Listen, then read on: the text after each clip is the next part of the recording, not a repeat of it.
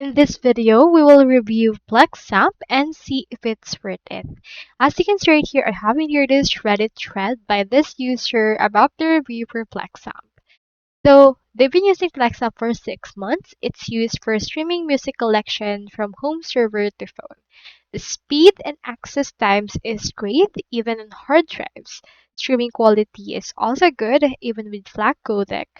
They have experience not aborts and stuttering.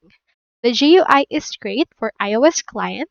It is minimalistic, user-friendly, not over-complex or too simple.